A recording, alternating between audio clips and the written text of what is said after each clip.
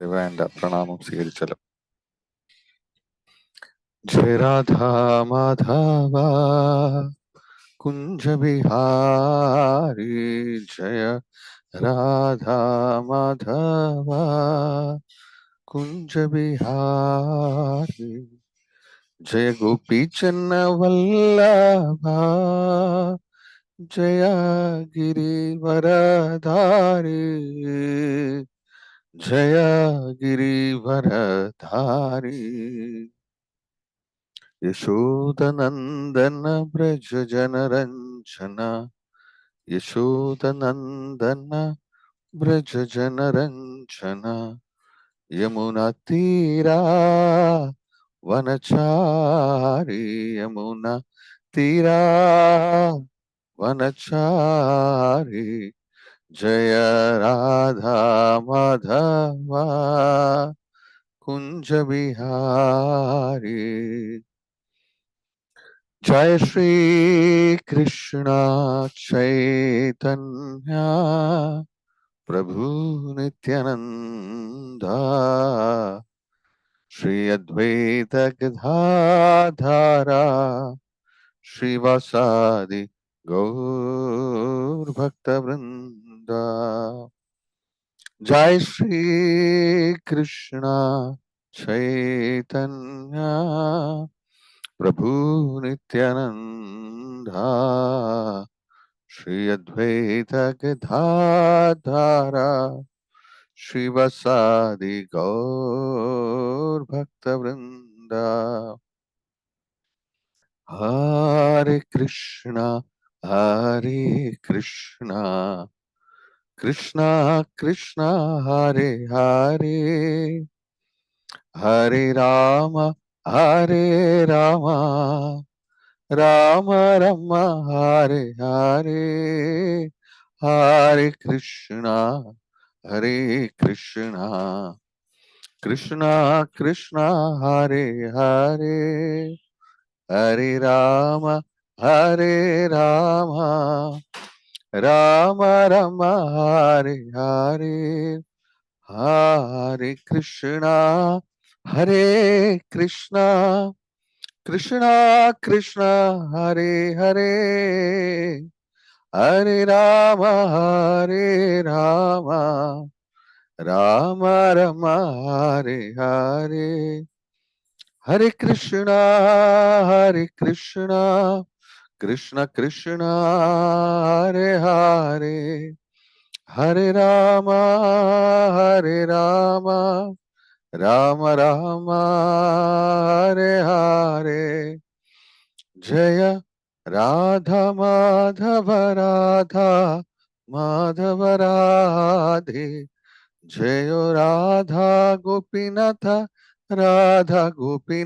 राधे, जय राधा भैरनीश्वर राधे, जय कृष्ण बलराम जय कृष्ण बलराम, जय कृष्ण बलराम, जय वृंदावन धाम, जय जगन्नाथ जय बलदेवा, जय सुभद्रा जय सुदर्शन, जय गौरनिताय जय गौरानिताय, जय गौरनिताय जय गौरानिताय, जय लक्ष्मी नरसिंह जय लक्ष्मी नरसिंह, जय लक्ष्मी नरसिंह जय लक्ष्मी नरसिंह, जय जय प्रभुपाद प्रभुपाद प्रभुपाद, जय जय प्रभुपाद.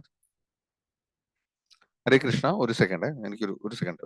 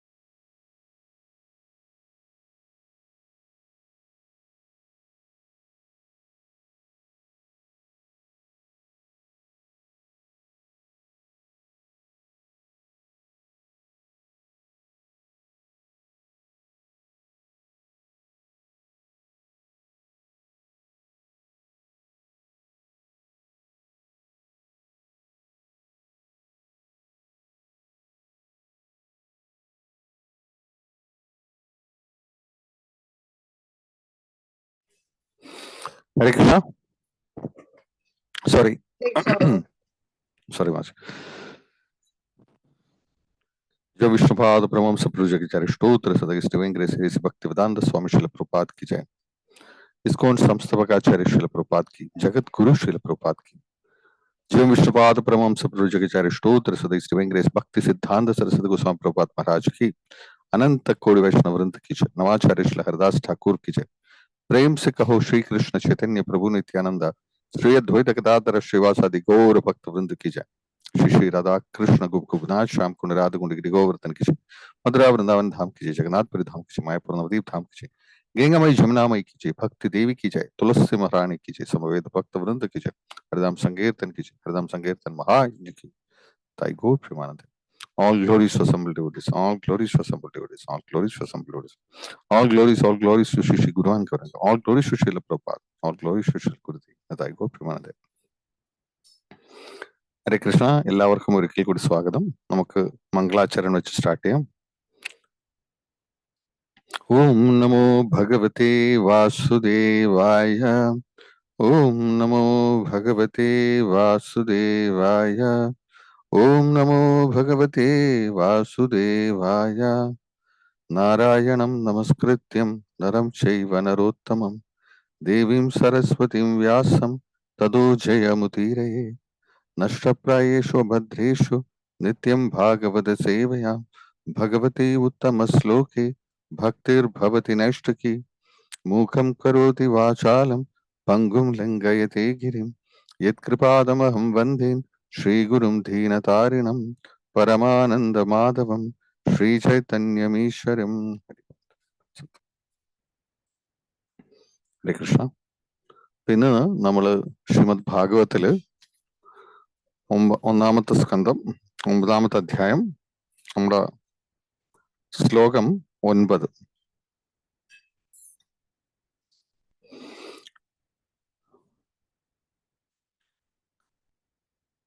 താൻ സമേതാൻ മഹാഭാഗാൻ ഉപലഭ്യ വസുത്തമ പൂജയാം ആസ ധർമ്മജ്ഞോ ദേശകാല വിഭാഗവേത്. താൻ സമേതാൻ മഹാഭാഗാൻ ഉപലഭ്യ വസുത്തമ പൂജയാം ആസ ധർമ്മജ്ഞോ ദേശകാല വിഭാഗവേത്. വിവർത്തനം. അഷ്ടവസുക്കളിൽ വെച്ച് ഏറ്റവും മഹാനായ ഭീഷ്മദേവൻ അവിടെ സന്നിഹിതരായ ശക്തരും ശ്രേഷ്ഠരുമായ എല്ലാ ഋഷിമാരെയും സ്ഥലകാലങ്ങൾക്കനുസരിച്ചുള്ള ധർമാനുഷ്ഠാന മുറകളാൽ സ്വീകരിച്ച് സ്വാഗതമരുളി. ശ്രീല പ്രഭുപാദരുടെ ഭാവാർത്ഥം. സ്ഥലകാലങ്ങൾക്കനുസരിച്ച് ധർമ്മതത്വങ്ങൾ എപ്രകാരം സംയോജിപ്പിക്കണമെന്ന് വിദഗ്ധ ധർമാത്മാക്കൾക്ക് നല്ലവണ്ണം അറിയാം.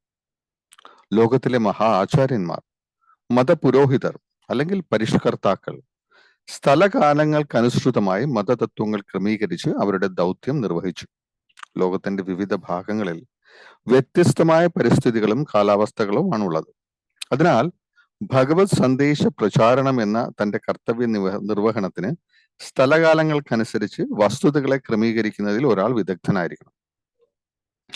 ഇത്തരത്തിലുള്ള ഭക്തിയുത സേവന നിഷ്ഠ പ്രചരിപ്പിക്കുന്ന 12 മഹത് പ്രമാണികന്മാരിൽ ഒരാളാണ് ഭീഷ്മദേവൻ. ആകയാൽ തന്റെ മരണശയ്യയ്ക്ക് സമീപം ഒത്തുചേർന്ന ലോകത്തിന്റെ നാനാഭാഗത്തുള്ള എല്ലാ ശക്തിമത്തായ ഋഷിമാരെയും അദ്ദേഹത്തിന് സ്വീകരിച്ച് സ്വാഗതമരുളാൻ കഴിഞ്ഞു. ഭവനത്തിലോ സാധാരണ ആരോഗ്യാവസ്ഥയിലോ അല്ലാതിരുന്നതിനാൽ അദ്ദേഹം അവരെ സ്വീകരിച്ച് സ്വാഗതമരുളാൻ ശാരീരികമായി കഴിവില്ലാത്തവനായിരുന്നു. എന്നാൽ ശരിയായ ചിന്താഗതിയിലുള്ള പ്രവർത്തനങ്ങളിൽ തികച്ചും യോഗ്യനായിരുന്നതിനാൽ ഹൃദയംഗമായ ചേഷ്ടകളിലൂടെയും മധുരമായി സംസാരിക്കാൻ അദ്ദേഹത്തിന് സാധിച്ചു എന്ന് മാത്രമല്ല, എല്ലാവരും ഉചിതമാം വിധം സ്വീകരിക്കപ്പെടുകയും ചെയ്തു. ശാരീരിക പ്രവർത്തനം, മനസ്സ്, വാക്ക് എന്നിവയാൽ ഒരാൾക്ക് സ്വകർത്തവ്യ നിർവഹണത്തിന് സാധ്യമാകുന്നു. അവരെ അനുയോജ്യമായ സ്ഥലത്ത് എപ്രകാരം വിനിയോഗിക്കണമെന്ന് അദ്ദേഹത്തിന് ശരിക്കും അറിയാം. ആകയാൽ ശാരീരികമായി തയ്യാറല്ലെങ്കിലും അവരെ സ്വീകരിക്കാൻ അദ്ദേഹത്തിന് യാതൊരു വിഷമവും ഉണ്ടായിരുന്നില്ല. ഓം അജ്ഞാനതിമിരഞ്ജസ്യ ജ്ഞാനാഞ്ജനശലാഖ്യ ചക്ഷുരുന്മിലിതം യേന തസ്മൈ ശ്രീ ഗുരുവേ നമഃ. നമോ വിഷ്ണുപദായ കൃഷ്ണപൃഷ്ഠായ പുത്രേ ശ്രീമതേ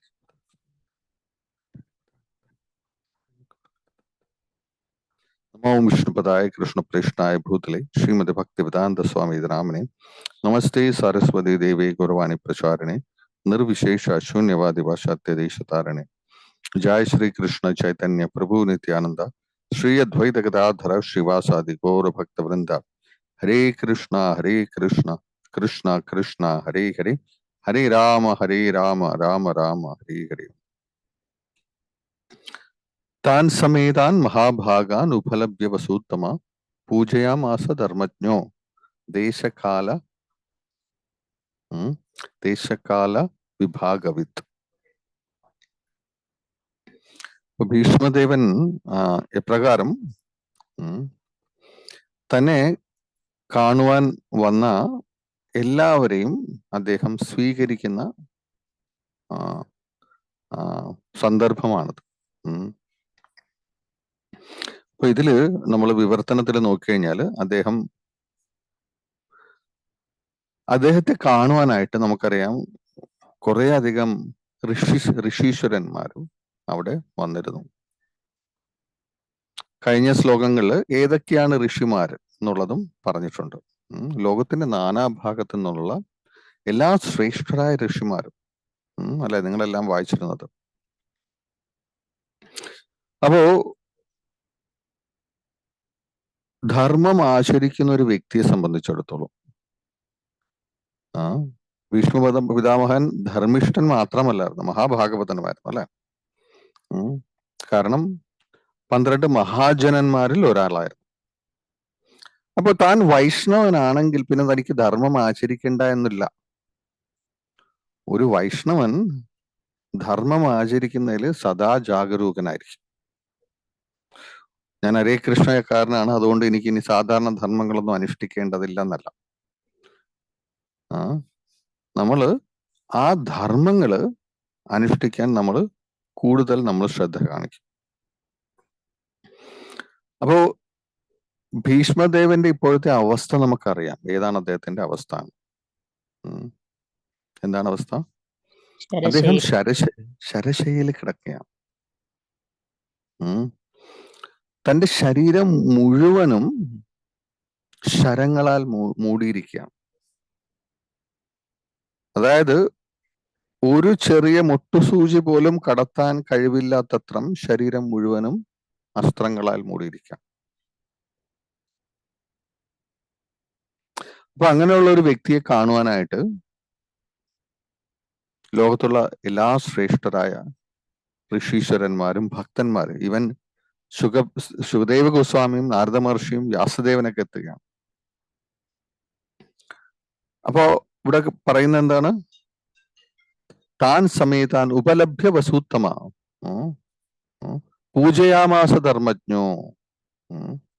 എങ്ങനെ ഇദ്ദേഹം അവരെയൊക്കെ സ്വീകരിച്ചു? പൂജയാം ആസധർമ്മജ്ഞോ. കണ്ട, ധർമ്മജ്ഞനാണെങ്കിൽ ആൾക്കാരെ നമ്മൾ സ്വാഗതം വരണം. അദ്ദേഹത്തിന് ദേശകാല വിഭാഗവിത്ത്.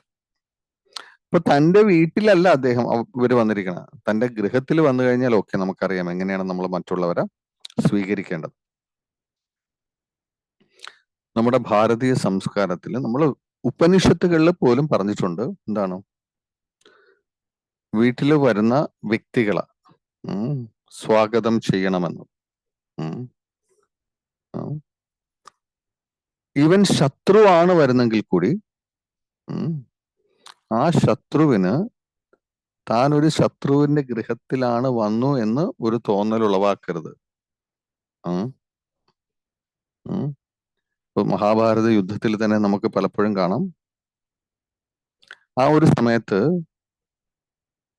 യുദ്ധം നടക്കുന്ന സമയത്ത്, യുദ്ധം ഉണ്ടാകാനുള്ള കാരണം അറിയാം, ദുര്യോധനന്റെ പിടിവാശിയായിരുന്നു. അർജുനൻ ഒരിക്കല് ഭീഷ്മദേവന്റെ ശരങ്ങള് ദുര്യോധനന്റെ കൈവശമുണ്ട് എന്ന് അറിഞ്ഞിട്ട് ദുര്യോധനെ കാണാൻ പോകുന്ന സന്ദർഭമുണ്ട്. അപ്പൊ ആ സന്ദർഭത്തിൽ നമ്മൾ കാണുന്ന ഇതാണ്, ദുര്യോധനൻ അർജുനനും വെൽക്കം ചെയ്യുന്നുണ്ട്. എന്നിട്ട് ചോദിക്കുന്നുണ്ട്, അർജുനൻ നിനക്ക് എന്താ വേണ്ടത്? അപ്പോ തന്റെ ഗൃഹത്തിലല്ല, ശിബിരത്തിലാണ്. അപ്പോൾ ഏറ്റവും മോശപ്പെട്ട ഒരു വ്യക്തിയായിട്ടാണ് നമ്മൾ ദുര്യോധനെ കാണുന്നത്, അല്ലെ? ദുര്യോധനനെയും കർണനെയൊക്കെ നമുക്കറിയാം. അവരെ വളരെ വളരെ എന്താണ്, നീചമായ പ്രവൃത്തികൾ ചെയ്യുന്ന വ്യക്തികൾ. പക്ഷെ ആ ദുര്യോധനൻ പോലും ആ തന്റെ ഗൃഹത്തിലേക്ക് വരുന്ന, തന്റെ അടുത്തേക്ക് വരുന്ന ഒരതിഥിയെ, തിഥി നോക്കാതെ വരുന്ന വ്യക്തിയാണ് അതിഥി. അതിഥി ദേവോ ഭവ, മാതൃദേവോ ഭവ, പിതൃദേവോ ഭവ, ആചാര്യ ദേവോ ഭവ, അതിഥി ദേവോ ഭവ. ഇതാണ് ഉപനിഷത്തുകളിൽ പറയുന്നത്. അപ്പോൾ വരുന്ന അതിഥിയെ നമ്മൾ ഭഗവാന് തുല്യം കാണണമെന്ന്, ദേവന്മാർക്ക് തുല്യം കാണണം. അപ്പൊ ഒരിക്കലും ശീല പ്രഭുപാദരോട് ഒരു ഭക്തൻ ചോദിച്ചു, ഒരു ഗൃഹസ്ഥനെ സംബന്ധിച്ചിടത്തോളം ഏറ്റവും ഇമ്പോർട്ടന്റ് ആയിട്ടുള്ള കർത്തവ്യം എന്ത് എന്ന് ചോദിക്കേണ്ട. ശീല പ്രഭുപാദർ പറഞ്ഞു, തന്റെ ഗൃഹത്തിൽ തന്റെ എന്താണ് പ്രസാദം കഴിക്കുന്നതിന് മുന്നേ ആ വ്യക്തി പുറത്ത് ചെന്നിട്ട് ആരെങ്കിലും വിശക്കുന്നവരുണ്ടോ എന്ന് 3 പ്രാവശ്യം ചോദിച്ചിട്ട് ആരുമില്ലെങ്കിൽ അദ്ദേഹത്തിന് പോയി കഴിക്കാം. ഇനി ആരെങ്കിലും ഉണ്ടെങ്കിൽ അവരെ ഗൃഹത്തിലേക്ക് കൊണ്ടുവന്നിട്ട് വേണം ആ വ്യക്തിക്ക് പ്രസാദം നൽകിയതിന് ശേഷം മാത്രമേ ഗൃഹസ്ഥൻ കഴിക്കാവുള്ളൂ. ഇതാണ് ശീല പ്രഭുപാദ നൽകിയ ഉപദേശം, അല്ലെ? അപ്പോ എത്രത്തോളം ഇമ്പോർട്ടന്റ് ആണ് നമ്മുടെ ഗൃഹത്തിലേക്ക് വരുന്ന അതിഥികളെ സ്വീകരിക്കേണ്ട. രന്തിദേവന്റെ കഥ അറിയാം നമുക്ക്, അല്ലെ? അദ്ദേഹം എത്രയോ ദിവസങ്ങൾ, 58 ദിവസവും അങ്ങാണ്ടും അദ്ദേഹം ശ്രീമദ് ഭാഗവതത്തിൽ പറയുന്നുണ്ട്. 58 ദിവസത്തിലധികം അദ്ദേഹം നിർജ്ജലമായിട്ട് അദ്ദേഹം വ്രതങ്ങൾ അനുഷ്ഠിക്കുകയായിരുന്നു. 58ാമത്തെ ദിവസം അദ്ദേഹം ഭക്ഷണം കഴിക്കുവാനായിട്ട് ഇരുന്ന സമയത്താണ് ഒരു അതിഥി അദ്ദേഹത്തിന്റെ വീട്ടിൽ വിശക്കുന്നു എന്ന് പറഞ്ഞു. രന്തിദേവൻ സന്തോഷത്തോടെ തന്റെ ഒരു പങ്ക് നൽകി. വീണ്ടും കഴിക്കാനിരുന്നു. വീണ്ടും ഒരാൾ വന്നു, വീണ്ടും വ്യക്തികൾ വന്നു.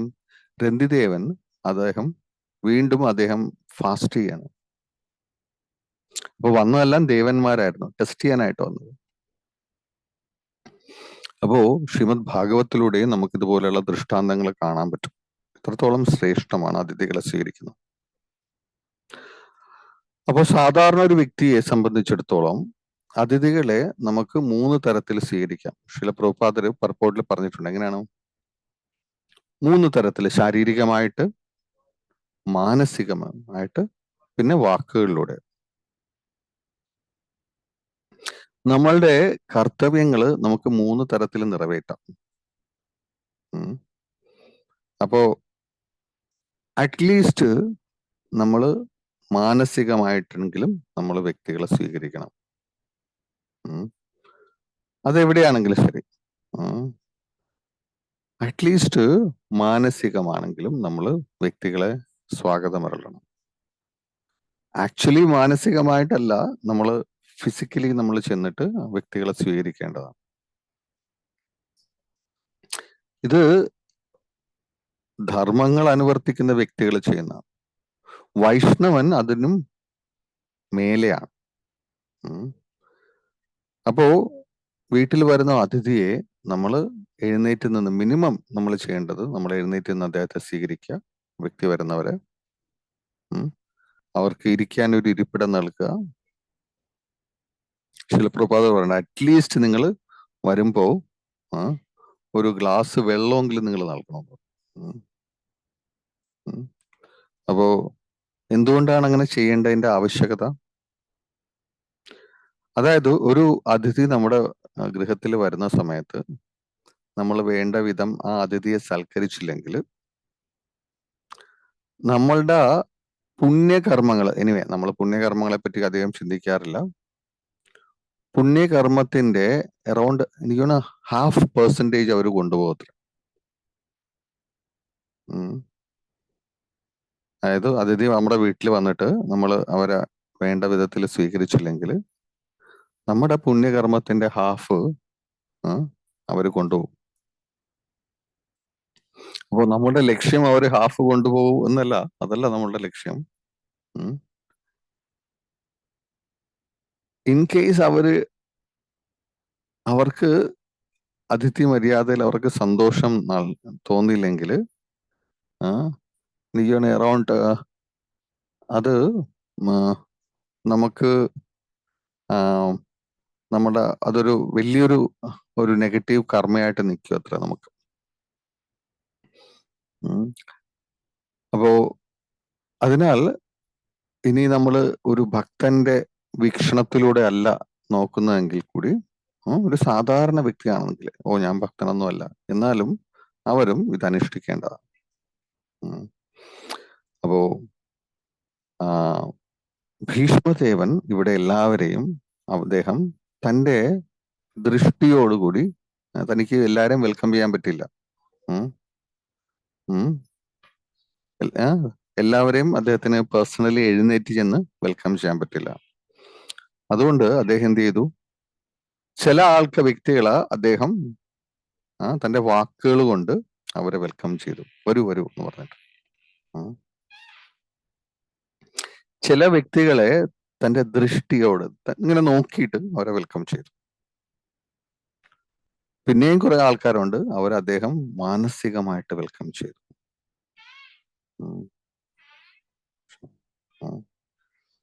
അപ്പോ ഇങ്ങനെ വെൽക്കം ചെയ്യുന്നത് മാനസികമായിട്ടുള്ള വെൽക്കം മനസ്സിൽ നമ്മൾ പറയുക. ഇപ്പോ പരമശിവൻ ദക്ഷനെ കണ്ട സമയത്ത് അദ്ദേഹം ദക്ഷനെ കണ്ട സമയത്ത് അദ്ദേഹം ദക്ഷണ മെന്റലി നമസ്കരിച്ചിരുന്നു. നമ്മുടെ മനസ്സിൽ നമ്മൾ ചെയ്യുന്നതും അതും ഒരു ആക്ഷനാണ്.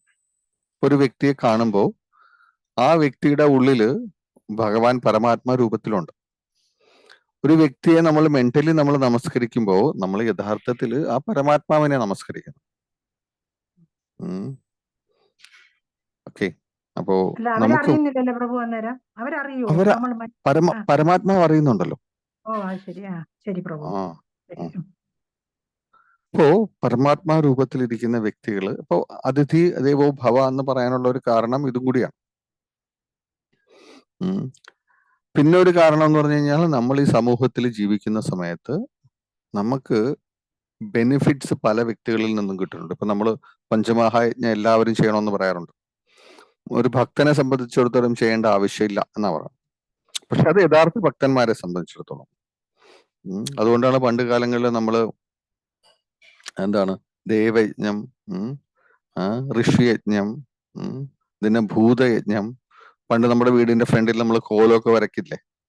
എന്തുകൊണ്ടായിരുന്നു? അത് അരിപ്പൊടിയൊക്കെ യൂസ് ചെയ്തായിരുന്നു. അപ്പോൾ ഈ ജീവജാലങ്ങൾ വന്നിട്ട് അത് കൊത്തി അത് എന്താണ് അവർക്ക് സാറ്റിസ്ഫാക്ഷൻ കിട്ടും. പിന്നെ മനുഷ്യയജ്ഞം. അപ്പൊ ഇതെല്ലാം നമ്മൾ അനുഷ്ഠിക്കുമായിരുന്നു. അപ്പൊ ഇന്നും അത് അനുഷ്ഠിക്കുന്നത് നമ്മളുടെ ഒരു ധർമ്മത്തിന്റെ ആചരണത്തിന്റെ ഒരു ഭാഗമായിട്ട് വരാം. ഇനി പ്രപോത് ഇതിന്റെ ഈ ഭാവാർത്ഥത്തില് അദ്ദേഹം ഒരു കാര്യം കൂടി പറയുന്നുണ്ട്. ദേശകാലങ്ങൾ അനുസരിച്ചിട്ട്, അത് ഇതിന്റെ ഈ ശ്ലോകത്തിലും പറയേണ്ട ദേശകാല വിഭാഗവിത്ത് എന്ന് പറയുന്നുണ്ട്.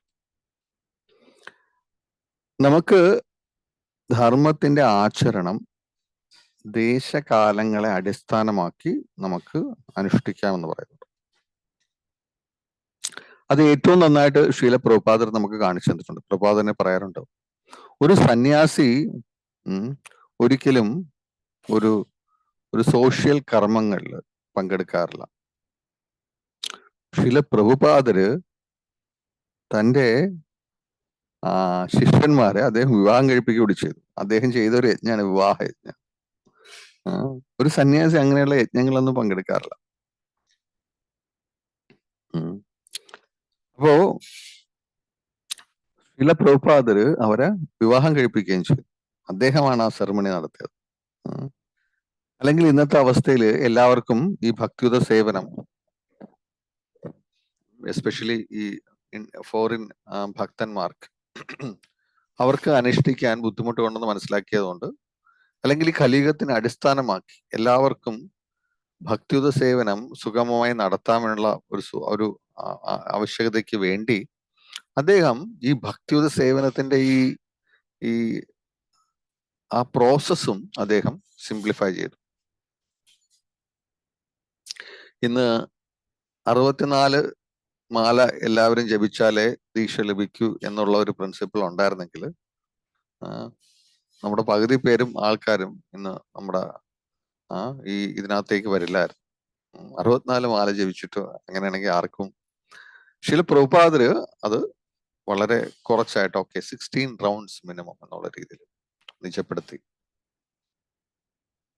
അപ്പൊ ആചാര്യന്മാർക്ക് അറിയാം ദേശകാലങ്ങൾക്ക് അടിസ്ഥാനമാക്കി എങ്ങനെ ഈ ഭക്തിയുത സേവനത്തിന്റെ ഈ പ്രോസസ്സ് ചിട്ടപ്പെടുത്തണം എന്ന് അവർക്കറിയാം.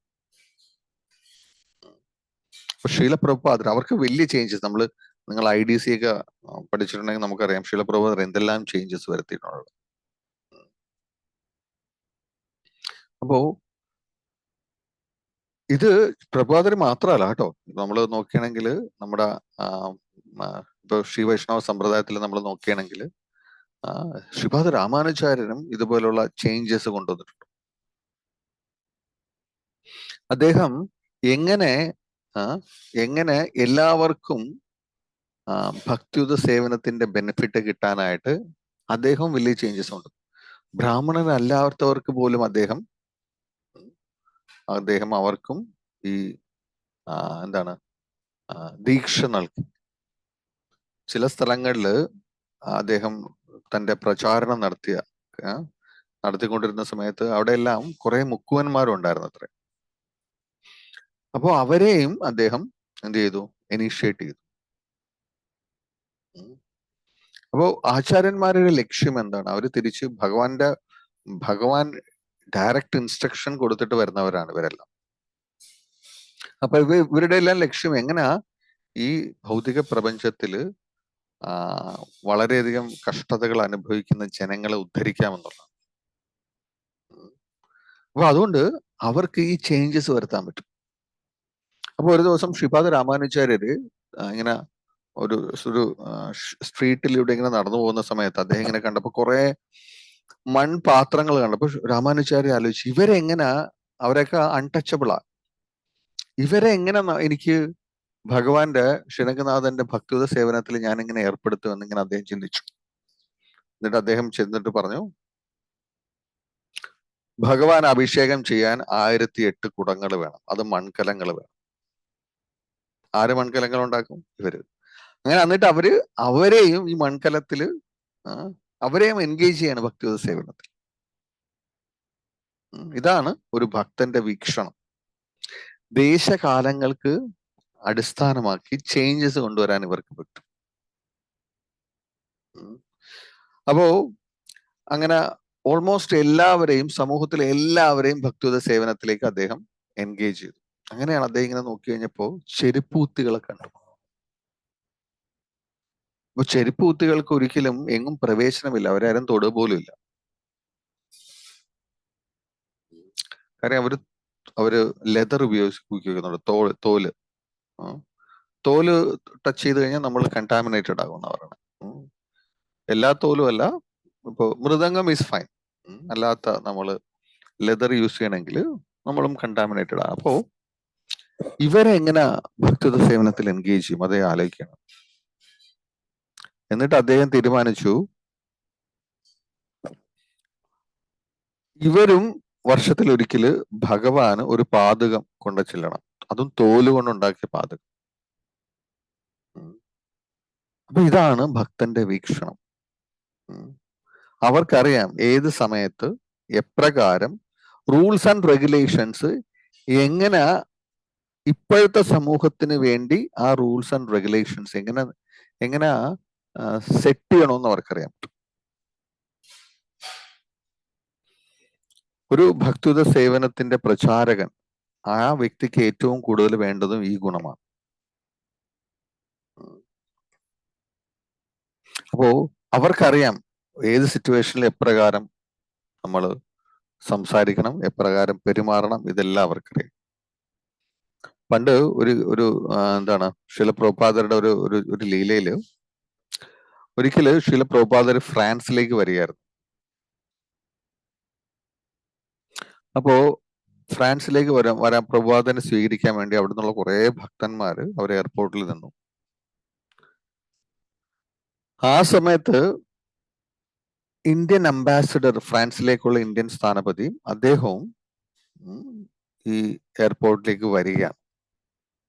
അപ്പോ ഈ ഫ്രഞ്ച് ഗവൺമെന്റ് അവര് ഈ അംബാസിഡറിനെ, സ്ഥാനപതിനെ സ്വീകരിക്കാനായിട്ട് അവരും ഈ എയർപോർട്ടിലേക്ക് എത്തി. പക്ഷെ സ്വീകരിക്കാനും ആനയിക്കാനും വേണ്ടി അവർക്ക് അവരുടെ കുറച്ച് ആൾക്കാർ ലേറ്റ് ആകുകയാണ്, സ്വീകരിക്കാൻ എത്തുന്ന ആൾക്കാർ. അപ്പൊ അവിടുത്തെ ഈ ഒഫീഷ്യൽസ് വന്നിട്ട് ഇസ്കോൺ ഡിവോട്ടീസിനെ കണ്ട് അവരെന്താ ചെയ്യണം, അവര് കീർത്തനം പാടി, അവര് കുറെ മാലകളൊക്കെ വെച്ചിട്ട് അവര് എയർപോർട്ടിൽ ഇങ്ങനെ കീർത്തനം ഇതൊക്കെ നടത്തിക്കൊണ്ടിരിക്കുക. അപ്പൊ ഈ ഫ്രഞ്ച് ഉദ്യോഗസ്ഥൻ വന്നിട്ട് ഭക്തന്മാരെ ചോദിച്ചു, ഞങ്ങൾക്കൊരു ഹെൽപ്പ് ചെയ്യാൻ പറ്റുമോ?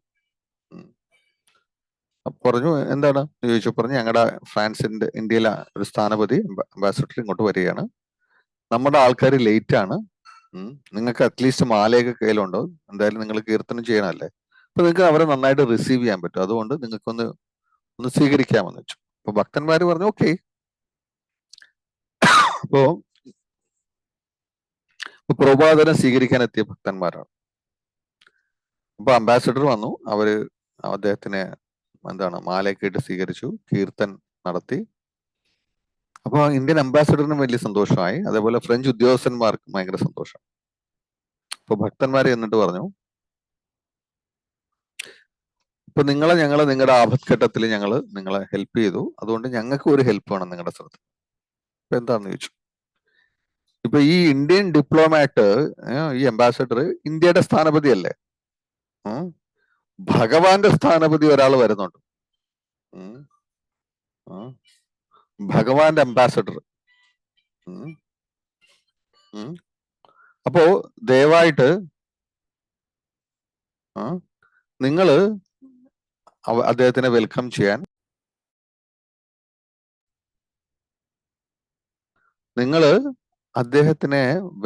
ചെയ്യാൻ, നിങ്ങളും ഞങ്ങളെ സഹായിക്കണം.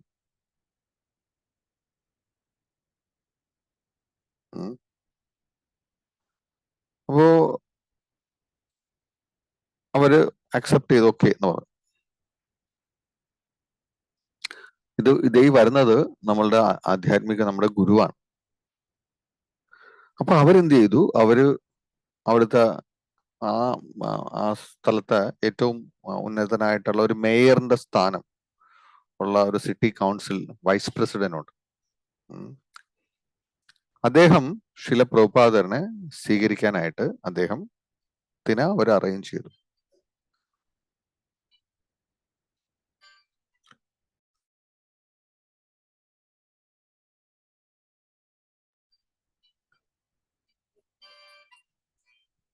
അപ്പോ പക്ഷെ അയാള് അവിടുത്തെ ഒരു പ്രോട്ടോകോൾ ഉണ്ട്. എന്താണ് പ്രോട്ടോകോൾ എന്ന് പറഞ്ഞു കഴിഞ്ഞാൽ, നമ്മള് ഈ വൈസ് പ്രസിഡന്റ് ആയതുകൊണ്ട്, അദ്ദേഹത്തിന് മേയറിന്റെ സ്ഥാനമുള്ളതുകൊണ്ട് ഈ ടൗൺ ഹാളിൽ വെച്ചാണ് ഈ പ്രഭാതനെ സ്വീകരിക്കുന്ന ചടങ്ങ്. അപ്പോ അവിടുത്തെ സിസ്റ്റം അനുസരിച്ചിട്ട് മേയർ വരുന്ന സമയത്ത് എല്ലാവരും എഴുന്നേക്കണം, എന്നിട്ട് ഈ മേയറിന് വിഷ് ചെയ്യണം. അപ്പൊ എല്ലാവരും എഴുന്നേറ്റത് പ്രോട്ടോകോൾ ആണ്. അപ്പൊ ഈ ഭക്തന്മാരെ വന്ന് അവര് ധരിപ്പിച്ചു, അതായത് ഇങ്ങനെ മേയർ വരുന്ന സമയത്ത് നിങ്ങൾ എല്ലാവരും എഴുന്നേക്കണം, എഴുന്നേറ്റതിന് ശേഷമേ മേയർ അഡ്രസ് ചെയ്യത്തുള്ളൂ, സ്വാഗത പ്രസംഗം നടത്തത്തുള്ളൂ. അപ്പൊ മേയർ സംസാരിച്ചതിന് ശേഷം ആർക്ക് സംസാരിക്കാം? സ്വാമിജിക്ക് സംസാരിക്കാം, ശിലപ്രഭാതർക്ക് സംസാരിക്കാം. അപ്പൊ ഇതെല്ലാം പറഞ്ഞു, ഭക്തന്മാരും പറഞ്ഞു, എല്ലാം കേട്ടു. അപ്പൊ മേയർ വന്ന സമയത്ത് എല്ലാവരും എഴുന്നേറ്റു. പ്രോട്ടോകോൾ അല്ലേ, ചെയ്തിരിക്കാൻ പറ്റത്തില്ല. നോക്കി കഴിഞ്ഞപ്പോ ശീല പ്രഭുപാദര് എഴുന്നേക്കുന്നില്ല. അപ്പൊ മേയറിന് സംസാരിക്കണമെങ്കിൽ എന്ത് വേണം? എല്ലാവരും എഴുന്നേക്കണം, അതിനുശേഷം മേയറിന് സംസാരിക്കാൻ പറ്റും. അപ്പൊ മേയർ ഇങ്ങനെ തന്റെ കൂട്ടത്തിലുള്ള ഡിപ്ലോമാറ്റ്സിനായിട്ട് ഇങ്ങനെ നോക്കുന്നുണ്ട്. നിങ്ങൾ പറഞ്ഞില്ലേ അവര് പറഞ്ഞതാണ്. അപ്പൊ ശില പ്രഭുപാദിന്റെ കൂട്ടത്തിൽ ഒരു ഭക്തനുണ്ടായിരുന്നു, എന്താണ് സുകേഷ് പ്രഭു എന്ന് പറഞ്ഞു. അപ്പൊ അദ്ദേഹം നോക്കിയിട്ട് മേയർ സംസാരിക്കാൻ നിൽക്കുന്നത്. കാരണം ബാക്കിയുള്ളവരും ഉണ്ടല്ലോ, ഭക്തന്മാർ മാത്രമല്ല, പുറത്തുള്ള വ്യക്തികളുണ്ട്, അവർക്കും അറിയാം ഈ പ്രോട്ടോകോൾ എന്താ. അപ്പോ അദ്ദേഹം കുറച്ചു നേരം വെയിറ്റ് ചെയ്തു. പ്രഭുപാദ് എഴുന്നേക്കുന്നില്ല. പ്രഭുപാദയുടെ അടുത്ത് ചെന്നിട്ട് അദ്ദേഹം പറഞ്ഞു, പ്രഭുപാദ, പ്രോട്ടോകോൾ അനുസരിച്ചിട്ട് അങ്ങും എഴുന്നേക്കേണ്ടതാണെന്ന് പറഞ്ഞു. അപ്പൊ പ്രഭുപാദ ഈ സുകേഷ് പ്രഭുയോട് ചോദിച്ചു, ആർക്ക് വേണ്ടി എഴുന്നേക്കണം എന്ന് ചോദിച്ചു. Four ഹൂം should I stand? ഒന്ന് ഭൗതികമായിട്ടുള്ള ധർമ്മം, ആ ഒരു പ്രോട്ടോകോൾ. ശില പ്രഭുപാദ റെപ്രസെന്റ് ചെയ്യണ ആധ്യാത്മികമായിട്ടുള്ള പ്രോട്ടോകോളാണ്. ഒരു ഗുരു ആര് വന്നാലും അല്ല ഇരിക്കുന്നത്, ഗുരുവിനെയാണ് ആക്ച്വലി സ്വീകരിക്കേണ്ടത്. അപ്പോ ആധ്യാത്മികയുടെ ഒരു തലം ഒന്ന്, ഭൗതികതയുടെ തലം ഒന്ന്. അപ്പൊ ശില പ്രഭുപാദര് അത് കാണിക്കുകയാണ്. അപ്പൊ മേയർ കുറെ നേരം വെയിറ്റ് ചെയ്തു, എന്നിട്ടും പ്രഭുപാദ എഴുന്നേക്കുന്നില്ല എന്ന് പറഞ്ഞപ്പോ ഇദ്ദേഹം ശില പ്രഭുപാദരനെ അങ്ങനെ ഗ്ലോറിഫൈ ചെയ്യാൻ തുടങ്ങി. എങ്ങനെയൊക്കെ ഗ്ലോറിഫൈ ചെയ്യുന്നത്? അദ്ദേഹം 70 വയസ്സായി, അദ്ദേഹത്തിന്റെ ഹെൽത്ത്, ആരോഗ്യം വളരെ മോശമായിരുന്നു. പക്ഷെ എന്നിട്ടും അദ്ദേഹം പാശ്ചാത്യ ലോകങ്ങളിലേക്ക് വന്ന് ഭഗവാന്റെ ഉപദേശങ്ങൾ പ്രചരിപ്പിക്കാൻ, എന്നിട്ട് പറഞ്ഞു നമ്മള് ആ മഹത് വ്യക്തിയെ ഞങ്ങള് സ്വാഗതം വരളാൻ ഞങ്ങൾ വളരെ സന്തോഷത്തോടെ അദ്ദേഹത്തിനെ സ്വീകരിക്കുന്നതാണ്. അപ്പോ ശില പ്രഭുപാദരപ്പൊ പറഞ്ഞു, എപ്പോ എഴുന്നേറ്റിട്ട് പറഞ്ഞു, എന്നിട്ട് പറയുകയും ചെയ്തു, ഫ്രാൻസ്, പാരീസ് എന്ന് പറയുന്ന സ്ഥലത്ത്, പാരീസിലായിരുന്നത്. പാരീസ് അവിടുത്തെ ഒരു ആധ്യാത്മികമായിട്ടുള്ള ഒരു സംസ്കാരം നിലനിൽക്കുന്ന സ്ഥലമാണ്. അതുകൊണ്ട് ഞങ്ങൾ ശിലപ്രഭുപാദരടി വെച്ചാണ്. ഒരിക്കലും നെപ്പോളിയൻ ബോണപ്പാർട്ട് പറഞ്ഞു അത്രേ, ഐ ആം ഫ്രാൻസ്, ഞാൻ ഫ്രാൻസ് ആണെന്ന്. ഫ്രാൻസ് ഇവിടെയുണ്ട്, പക്ഷെ എവിടെ നെപ്പോളിയൻ എന്ന് ചോദിച്ചു. അത് ചോദിച്ചു, എന്താണ് ശരീരവും അതേപോലെ എന്താണ് മാറ്റർ ആൻഡ് സ്പിരിറ്റ്, ഇത് നമ്മളെ വ്യത്യാസം നിങ്ങൾ അറിയണം. എന്നിട്ട് ശിലപ്രഭുപാദർ അവരെ ഉപദേശിക്കുകയാണ്. അപ്പൊ ആ സമയത്ത് ഒരു സാൻസ്ക്രിറ്റ് പണ്ഡിതനുണ്ടായിരുന്നു, അദ്ദേഹം ശിലപ്രഭുപാദിന്റെ അടുക്ക് വന്നു. അപ്പൊ ശിലപ്രഭുപാദിന്റെ അടുത്ത് വന്ന് സംസാരിച്ചപ്പോ എന്തോ അദ്ദേഹം സംസാരിച്ച് മായാവാദ എന്തോ പറഞ്ഞു. ശിലപ്രഭുപാദര് ആ സമയത്ത് പറഞ്ഞു, ഇദ്ദേഹത്തിനോട് പറഞ്ഞു, നിങ്ങളുടെ ലക്ഷ്യത്തിൽ നിന്നും വളരെ അകലെയാണ്. അപ്പൊ അദ്ദേഹം സമ്മതിച്ചു, അതെ, ഞാൻ മദ്യപിക്കും, ഞാൻ പുകവലിക്കും, ഞാൻ അതൊന്നും ചെയ്യുന്നില്ല, കാരണം ഞാൻ അത് എന്തിനു ചെയ്യണം എന്നുള്ളതാണ് എന്റെ ചിന്ത. അപ്പൊ ഭക്തന്മാര് വിചാരിച്ചു ശിലപ്രഭുപാദർ ഇയാളെ വലിച്ചു കീറുമെന്ന് വിചാരിച്ചു. പ്രഭുപാദ തന്റെ ഭക്തനോട് പറഞ്ഞിട്ട് ഭക്തിരസാമൃത സിന്ധു ബുക്ക് എടുത്തിട്ട് ഇയാൾക്ക് കൊടുത്തിട്ട് പറഞ്ഞു, നീ ഇത് വായിക്കുക, ഇത് നിനക്ക് നല്ലത് തന്നെ ചെയ്യുമെന്ന് പറഞ്ഞു. അപ്പോ അയാളാ മായാവാദിയാണല്ലോ. മായാവാദി ശീലപ്രഭുപാദർക്ക് മായാവാദികളെ കണ്ടു കഴിഞ്ഞാല് ഒരു ഭഗവാന്റെ ഭക്തന്മാര്, ഏതൊരു ഭക്തന്മാർക്കും മായാവാദ സിദ്ധാന്തം അവർക്ക് ദഹിക്കത്തില്ല. പക്ഷെ ശീലപ്രഭുപാദ ആ സമയത്ത് വളരെ സിമ്പിൾ ആയിട്ട് അദ്ദേഹം ഈ ഭക്തിരസാമൃത സിന്ധു ബുക്ക് എടുത്തു കൊടുത്തു. അപ്പൊ തന്നെ വേറൊരു വ്യക്തിയും കൂടി അവിടെ വന്നു, വളരെ സിമ്പിൾ ആയിട്ടുള്ള ഒരു വ്യക്തി. അപ്പൊ അദ്ദേഹം പറഞ്ഞു, ഞാൻ ശിലപ്രഭുപാദര് അങ്ങേ കാണാൻ വന്നേ, അങ്ങയുടെ ദർശനം എടുക്കാൻ വന്നേ, ഞാൻ ഭയങ്കര സന്തോഷമായിരിക്കുന്നു എന്ന് പറഞ്ഞു. അപ്പൊ ശിലപ്രഭുപാദര് പെട്ടെന്ന് തന്റെ ഭക്തന്മാരോട് പറഞ്ഞ, തന്റെ ശിഷ്യന്മാരോട് പറഞ്ഞ് എന്റെ ഹാർമോണിയം എടുക്കാൻ പറഞ്ഞു. എന്നിട്ട് ഈ വ്യക്തിക്ക് വേണ്ടി ശിലപ്രഭുപാദര് അവിടെ ഇരുന്ന് ഭജൻ പാടാൻ തുടങ്ങി, ഹരിഹരി ബിബലേ എന്ന് പറഞ്ഞിട്ട് മുഴുവൻ പാടി. ആ വ്യക്തി വളരെ അറ്റൻറ്റീവായിട്ട് ശിലപ്രഭുപാദരുടെ ഈ ഭജൻ കേട്ടിട്ട് അദ്ദേഹം പോകും. അപ്പോ ശിലപ്രഭുപാദര് ഇതിനുശേഷം പറഞ്ഞു, see, he was a simple person. അപ്പോ ആചാര്യന്മാർക്ക് ഏത് സമയത്ത് എങ്ങനെ ധർമ്മങ്ങൾ അഡ്ജസ്റ്റ് ചെയ്യണമെന്ന് അവർക്കറിയാം. ഇതുള്ള ആചാര്യന്മാർക്ക് മാത്രമേ ചെയ്യാൻ പറ്റുള്ളൂ. ശീല പ്രഭുപാദയുടെ വേറൊരു പാസ്റ്റ് ടൈം കൂടിയുണ്ട്. അതായത് ഒരിക്കലും പ്രഭുപാദ് ബോംബെയിൽ എവിടെയോ ഒരു ലെക്ചർ ചെയ്തുകൊണ്ടിരുന്ന സമയത്ത് മൈക്ക് ഇങ്ങനെ വീണോണ്ടിരിക്കുകയാണ് കണ്ടിന്യൂസ്ലി, സെറ്റ് ആവുന്നില്ല അവിടെ. ശീല പ്രഭുപാദർ ഇങ്ങനെ നോക്കി കഴിഞ്ഞപ്പോ സൈഡില് ഭഗവാന് വേണ്ടി ഒരു ഒരു ഒരു അദ്ദേഹത്തിന്റെ ശിഷ്യൻ, വെസ്റ്റേൺ ശിഷ്യൻ, അപ്പൊ അദ്ദേഹം ഭഗവാന്റെ എന്തോ സേവനം ചെയ്യേണ്ടതാണ്, ഇങ്ങനെ ചാമരം വീശോ എന്തോ ചെയ്യണോ ഭഗവാൻ, അതോ പ്രഭുപാദയ്ക്കാണോ എന്ന് എനിക്ക് ഓർമ്മയില്ലത്. പ്രഭുപാദ വിളിച്ചിട്ട് പറയും, നിന്റെ ബ്രാഹ്മിൻ ത്രെഡ് ഉണ്ടല്ലോ പൂണൂല്, യജ്ഞോപവീതം, അതെനിക്ക് തരാൻ പറഞ്ഞു. പൊതുവെ ഗുരു യജ്ഞോപവീതം കൊടുക്കാറേ ഉള്ളൂ, ശിഷ്യന്റെ നിന്ന് വാങ്ങിക്കാറില്ല. അതും ടി ടി സർവീസ് ചെയ്യുമ്പോൾ നമ്മൾ യജ്ഞോപവീതം ഇട്ടുകൊണ്ടാണ് നമ്മൾ സർവീസ് ചെയ്യേണ്ടത്. അപ്പൊ ശീല പ്രഭുപാദർ അദ്ദേഹത്തിന്റെ കയ്യിൽ നിന്ന് അദ്ദേഹത്തിനോട് ആ ബ്രാഹ്മിൻ ത്രെഡ് യജ്ഞോപവീതം വാങ്ങിച്ചിട്ട് അത് വെച്ച് മൈക്ക് ഇങ്ങനെ കെട്ടിവെച്ചു. എന്നിട്ട് മൈക്കിലൂടെ പറഞ്ഞു, this is the best use of Brahmin thread.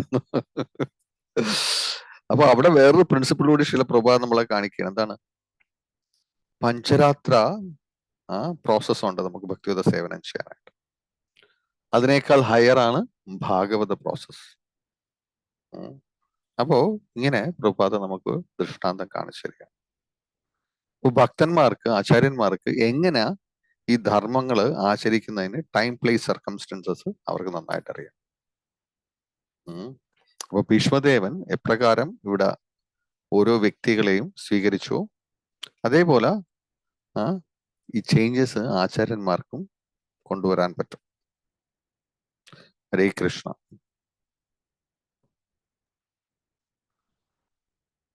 ആർക്കെങ്കിലും എന്തെങ്കിലും സംശയം അല്ലെങ്കിൽ എന്തെങ്കിലും ആഡ് ചെയ്യാനുണ്ടെങ്കിൽ പറയാം. ഹരേ കൃഷ്ണ പ്രഭു.